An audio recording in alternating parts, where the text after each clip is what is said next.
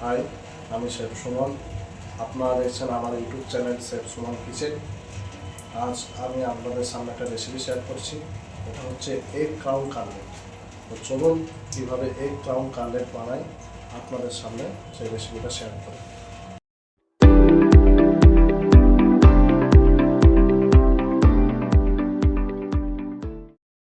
Egg crown cutlet বানানোর জন্য আমি এগ নিয়ে নিয়েছি। এর খোসাগুলো আমি ছাড়িয়ে নেব।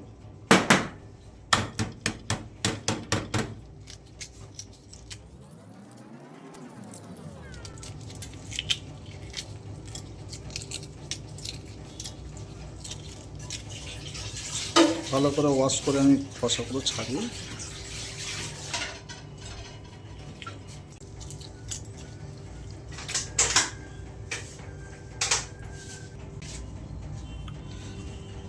সুন্দর করে আমরা এগের কভারগুলো বা খোসাগুলো ছাড়িয়ে নিয়েছি। এবারে এটাকে আমি কেটে নেব।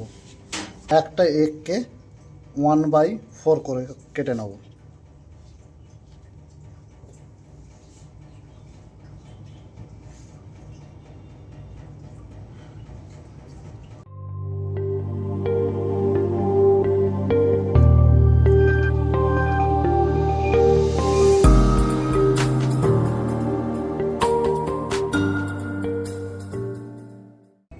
আমরা এগ পোটেট করার জন্য এখানে আমি বাটার নিয়ে নিয়েছি, এখানে পার্সলে পাতা নিয়ে নিয়েছি, এটা বেসিল লিভস ভালো করে চপ করে নিয়েছি। এটাকে এর মধ্যে মিশিয়ে দেবো। হালকা চিলি ফ্লেক্স, অরিগানো এবং ফাইন গার্লিক চপ দিয়ে এটাকে ভালো করে মিক্সেস করে নেব।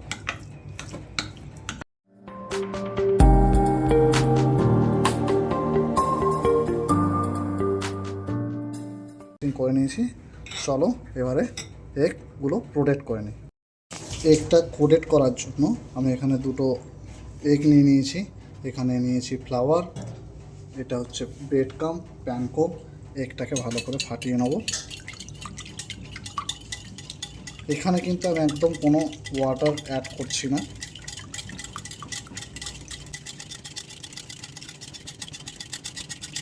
ভালো করে এগটাকে ফাটিয়ে নিলাম।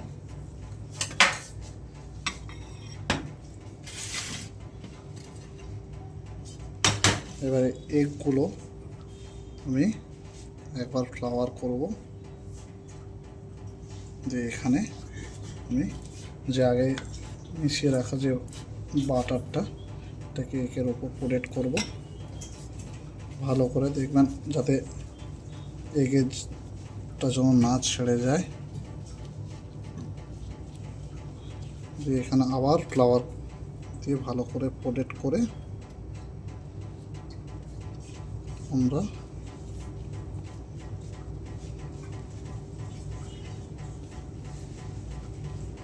দেখতে পাচ্ছেন ঠিক একটা এইভাবে পোটেট হবে।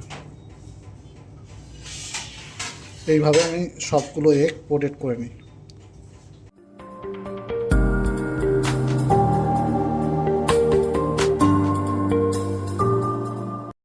সবগুলো এগ এইভাবে আমি কোটেট করে নিয়েছি। এটাকে আমি 5 থেকে 10 মিনিটের জন্য ফ্রিজিং করব। কেন? যাতে বাটারগুলো না গলে যায় হিটিংয়ের টাইমে। আর যখন হিটিং করবো এর ভেতরে যখন বাটারটা গলবে একটা ক্রিমি ব্যাপারটা থাকবে, খুব সুন্দর লাগবে। চলুন তাহলে এটাকে এখন ফ্রিজিং করে নিই 5 থেকে 10 মিনিটের। যতক্ষণ আমাদের এগগুলো ফ্রিজিংয়ের চিল্ড হচ্ছে বা জমছে বাটারগুলো, ততক্ষণ এখানে আমি একটা প্যান নিয়ে নিয়েছি। তার মধ্যে অয়েল দিয়ে দেবো, কেননা এটা আমরা ডিপ ফ্রাই করব, তাই অয়েলটা হিট হতে একটু টাইম লাগবে। হিট হয়ে যাক। 10 মিনিট হয়ে গেছে। আমরা এগগুলোকে বার করে নিয়েছি। এবার কোটেট করব, তার জন্য এগ আর ব্রেড ক্রাম নিয়ে নিয়েছি। দিয়ে এইভাবে আমরা একটা এগকে নেব। প্রথম এগে এইভাবে করে কোটেট করব যাতে টপটা না ছেড়ে যায়। দিয়ে এটাকে এইভাবে কোটেট করে আমি এইভাবে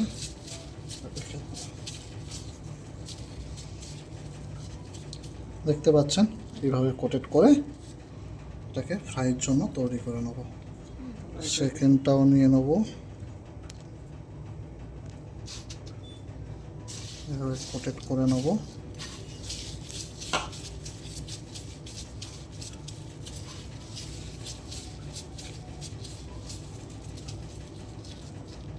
দেখতে পাচ্ছেন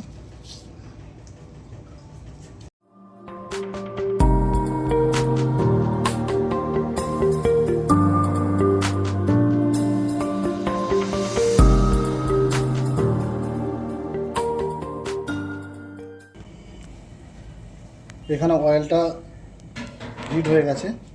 আমরা যাতে ডিপ ফ্রাই করব তার জন্য অয়েলটা কিন্তু একদম হিট হওয়া খুব জরুরি। এইভাবে করে একের পর এক আমরা আস্তে আস্তে এগগুলোকে ছেড়ে দেবো। ছাড়ার সময় খুব সাবধানিতভাবে ছাড়বেন যাতে এগগুলো যেন না ভেঙে যায়। আস্তে আস্তে করে এইভাবে একের পর এক এগগুলোকে আমরা ডিপ ফ্রাই করে নেব।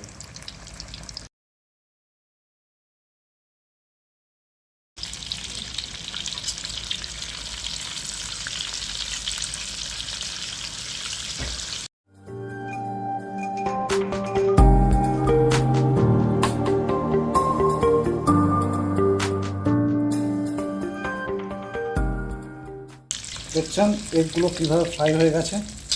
এইভাবে হালকা রেড অ্যান্ড ব্রাউন টাইপের হয়ে যাবে, তখনই আমরা এখান থেকে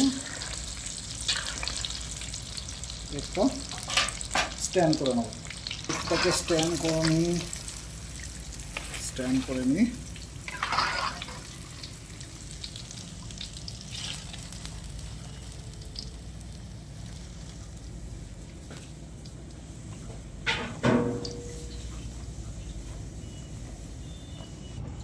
চলুন এবারে আমরা প্লেটিংটা করে নিই।